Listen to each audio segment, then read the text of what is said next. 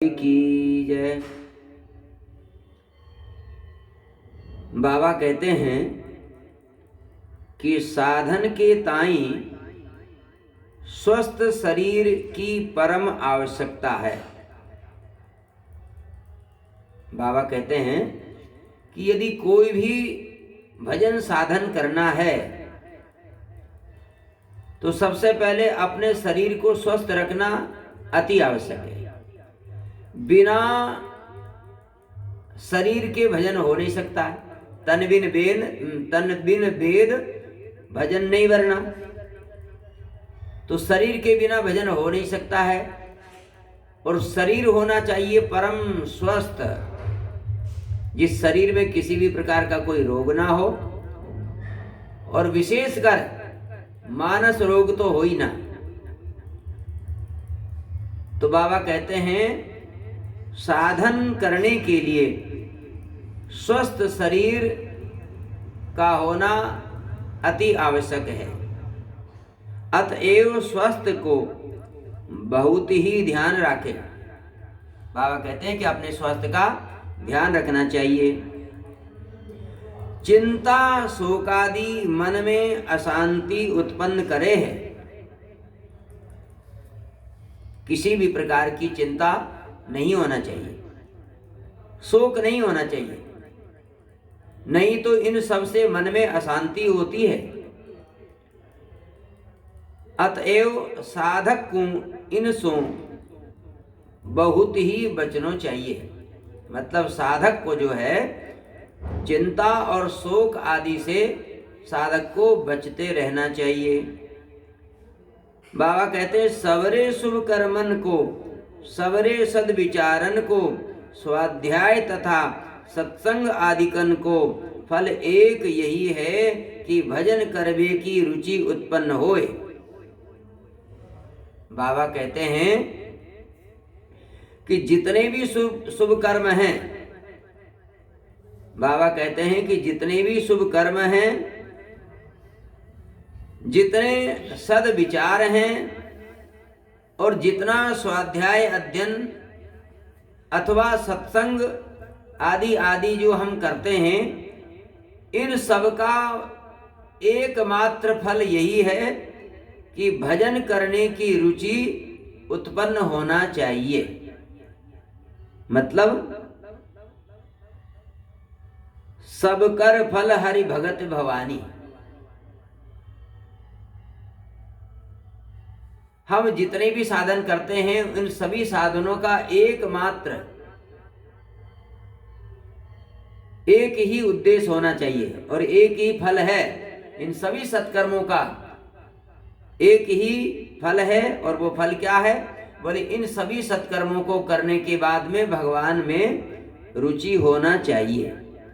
ये सब कुछ करने के बाद में यदि भगवान में रुचि नहीं हुई तो हमारा वो सत्कर्म करना सफल नहीं है। तो बाबा कहते हैं कि जितने भी शुभ कर्म हैं, जितने भी सद्विचार हैं, जितना भी हम स्वाध्याय करते हैं, सत्संग करते हैं, इन सब का एक ही फल है और वो फल है भजन करने की रुचि उत्पन्न होना। चाहे माला की संख्या सो होए, चाहे माला की संख्या सो होए, चाहे घंटान के विचार सो होए, भजन को नियम अवश्य रहे। चाहे तो माला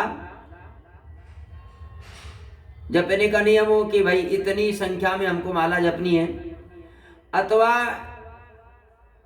समय देख लिया जाए कि हमको 2 घंटा 3 घंटा 4 घंटा 5 घंटा इतना भजन करना है। या तो माला से गिनती का नियम हो अथवा घंटे से समय का नियम।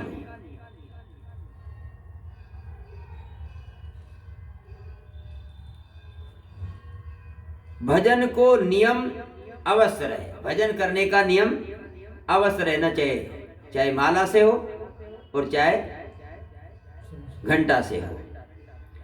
जितनो नियम भजन के ताई बनावे, वाकू नित्य ही पूर्ण कर डारे। बाबा कहते हैं कि जितना भजन का नियम हमने बनाया है, जितना भजन करने का नियम हमने लिया है, उतना भजन तो प्रतिदिन कर ही लेना चाहिए। भजन में प्रमाद, आलस्य तथा उपेक्षा ना होने पावे। भजन में आलस, प्रमाद अथवा उपेक्षा ये नहीं होना चाहिए।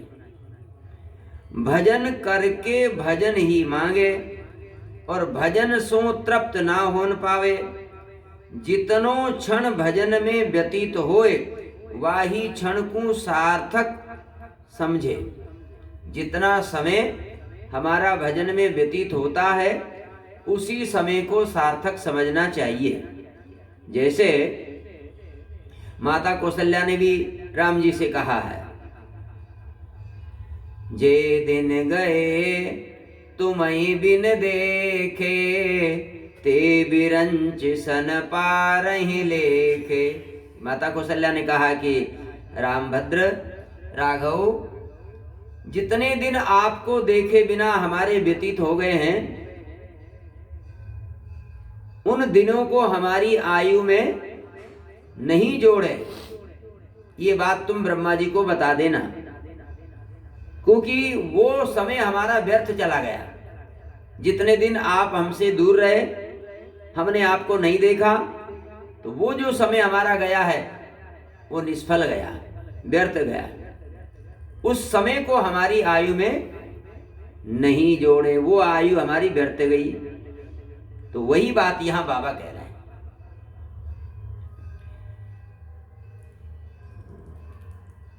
भजन में रुचि बढ़ाते ही रहे, भजन में रुचि बढ़ाते ही रहना चाहिए। भजन की रुचि कम नहीं होना चाहिए।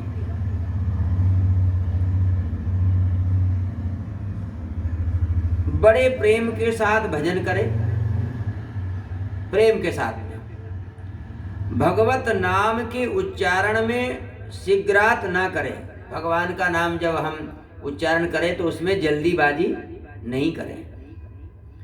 भजन के समय अन्य कार्यन को विचार ना उठन पावे। जब हम भजन करते हैं उस समय दूसरे कामों का विचार हमारे मन में नहीं उठना चाहिए कि ये कर लें, वो करना है, वो करना है। तो ये नाना प्रकार के विचार जब भजन करते हैं उसी समय आते भी हैं। आगे पीछे नहीं आते हैं, लेकिन जब माला लेकर के बैठते हैं तभी ये सब विचार आते हैं। तो बाबा कहते हैं कि भजन करते समय अन्य कामों का विचार मन में नहीं आना चाहिए, उसको रोकना पड़ेगा, मन को समझाना पड़ेगा। वास्तव में जीवन तो यही क्षण है।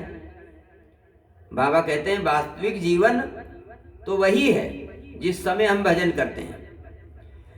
ऐसो विचार के बड़े उत्साह से भजन करे, जैसो चाहिए वैसो भजन में ना कर पायो, ये खेद रहे। किंतु अपनी ओर सो भजन करवे में कबहू त्रुटि ना होन पावे। मतलब बाबा कहते हैं कि हम जैसा चाहते हैं वैसा भजन हमसे हो नहीं रहा है। इस बात का मन में खेद रहना चाहिए कि हम जैसा चाहते हैं वैसा भजन नहीं हो रहा है। और मान लो यदि खेद ही नहीं रहेगा, चिंता ही नहीं रहेगी, तो सोचते ठीक है, हो तो रहा है भजन, मतलब तृप्त नहीं होना चाहिए। बाबा का यही भाव है।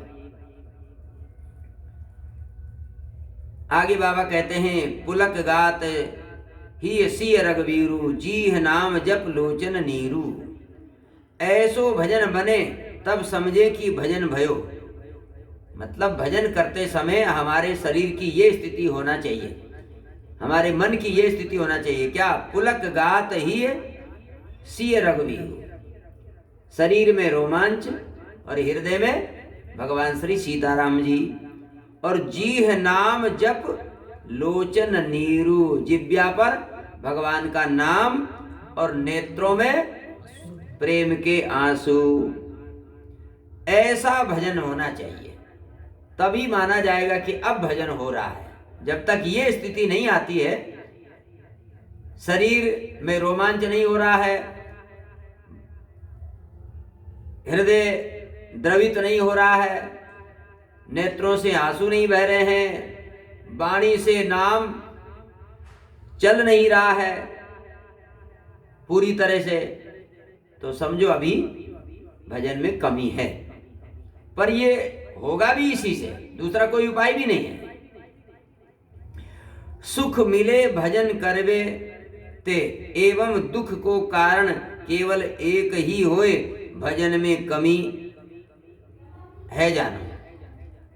बाबा कहते हैं कि भजन करने में ही सुख मानना चाहिए, भजन करने में ही सुख मानना चाहिए। और यदि कहीं भजन छूट जाए तो ये मानना चाहिए कि आज सबसे बड़ा दुख हमको मिला है। भजन छूट जाए तो मानना चाहिए कि आज सबसे बड़ा दुख हमको मिला है। ऐसो भाव बने कि निरंतर भजन ही करूं और कछु न करनो धरनो परे।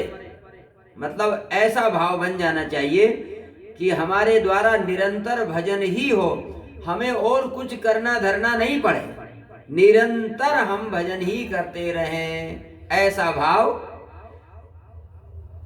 मन में बन जाना चाहिए।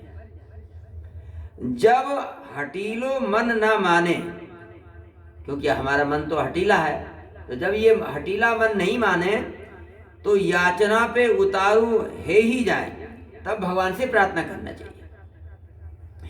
तब यही मांगे कि मेरे जीवन सर्वस्व मोसो अपनो भजन कराए ले। हाथ जोड़ करके भगवान से प्रार्थना करना चाहिए और कहना चाहिए, हे प्रभु मेरे द्वारा भजन करवा लो, मुझसे भजन नहीं हो रहा है, भजन करवा लीजिए। ये प्रार्थना भगवान से करना चाहिए। वास्तव में मुक्तिप्रद सच्ची याचना तो केवल यही है। मतलब वास्तविक प्रार्थना तो यही है कि भगवान से भजन की प्रार्थना करना, कि हमारे द्वारा भजन करवा लीजिए प्रभु, यही सच्ची प्रार्थना है।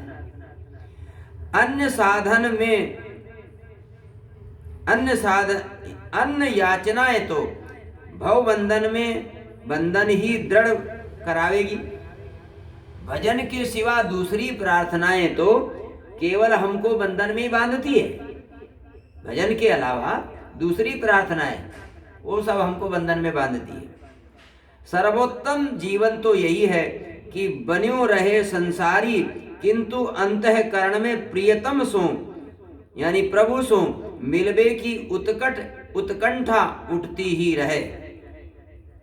बाबा कहते हैं कि सर्वोत्तम जीवन तो यही है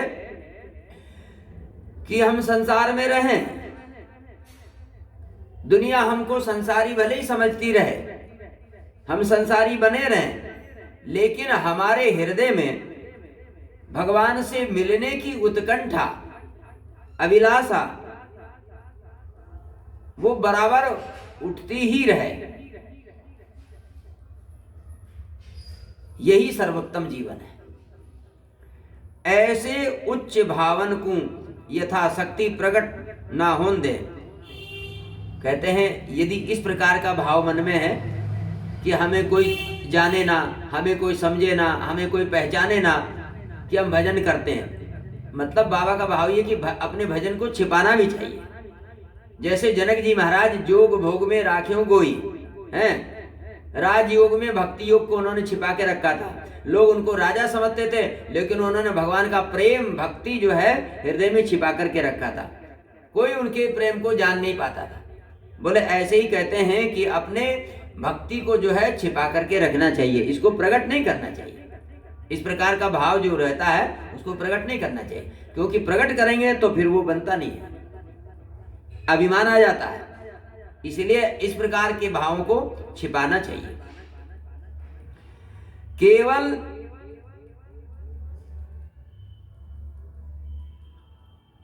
पी के चुपचाप ही बैठ जाए, इन भावों को पी करके चुपचाप बैठ जाए। ये जो भाव मन में उठते हैं हम केवल भजन ही करें, तो ये हम भजन ही करें, ये जो भाव है अपने मन में छिपा कर रखना चाहिए, बाबा का कहना ये है।